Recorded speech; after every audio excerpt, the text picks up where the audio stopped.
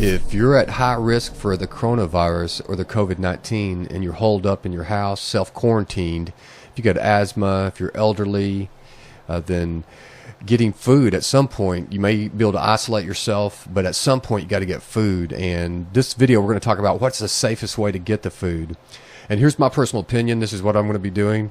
I've stocked up on tons of food before this happened, but I do now need a few more things. So I don't want to just go into a grocery store and walk around. Even if you have a mask on, breathing the air, that coronavirus could go up between the mask into your mouth. It's not like you have a military mask on that, totally encloses your mouth. So I would definitely 100% not walk into a store right now. And in saying that, there is in the New England Journal of Medicine, scientists found that right here it says detachable and aerosols for up to 3 hours. So if you're in a store and somebody coughs and it's just kind of floating around, and even if you have a mask on, it can go up between the masks.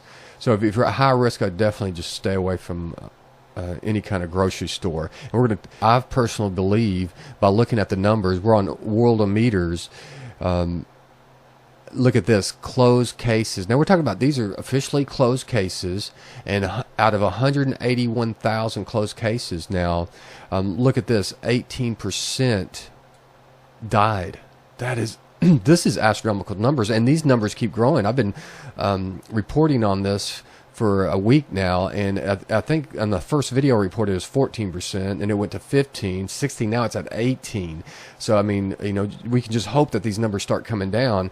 But the flu, because I've heard people say, oh, it's just like the flu. It's not just like the flu. The flu kills 0.1% of the people who contract it. Now this is 18%. Now think about the Spanish flu or Spanish influenza of 1918, one of the world's most worst pandemics. 500 million people got it, 20 to 50 million people died. So that's about roughly 7% died. This is 18%. So this is incredible. So that's the reason I'm saying stay safe out there, especially if you're at high risk. I mean, I'm just trying to warn you. And if you're taking care of somebody at high risk, you've got to be careful and not get this thing. So, self-quarantine, great. Stay away from people. If you're telecommuting, great. But at some point, even if you're locked down, you're going to have to go get food. So I think here's what I think the best option would be.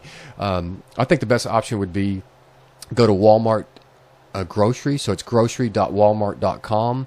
And then, if you're not signed up, sign up. Go on here. Select your foods. The good thing is you can see what's in stock, add it to your cart, easy to do. Once you get all the food you want, you select your store, and then what you'll do, you'll have to select your store beforehand so they can see if it's available at that store. Then what you check out, they'll give you can pick a time, and then once you pick your time, they'll give you a time slot. Then you would drive to that store, and there's a parking spot you would drive in, and then the person would come out with your food. And at that point, just what I'm going to do, I'm not even going to talk to them. I'm going to just say, point to the back, and I'm not going to roll down the window and just say, hey, if you can put it in the back's unlocked, they can put the food in there.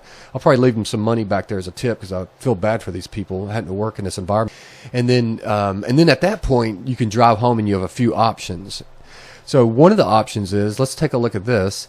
So we'll see on this numbers right here, in the air for up to 3 hours, up to 4 hours on copper, up to 24 hours on cardboard, and up to 2 to 3 days on plastic and stainless steel. So like if you're going to get some stuff that has plastic on it, you're talking 2 to 3 days. So at that point, you could just leave it out in your car for 2 to 3 days, and eventually the virus is going to die off. So you can just leave it out there and then go get it, and you should be safe. But if you need the food, most likely what's going to happen is you're going to have to go out there and get it. So what you could do is clean it. So take some cleaners and clean it. Here, some of the options you have to cleaning it. Here's a good article. It says that you could use bleach. It says bleach is very effective at cleaning the coronavirus and virtually every other germ on the face of the planet. It says the problem is it's stinky, it's hard to use, and it can damage what you're trying to clean, which is true. It kind of, it stinks. You can get it on your hand. Another option, which I like, which I'm probably going to use, is rubbing alcohol 70%. And it says will kill the coronavirus with less potential for damage than bleach.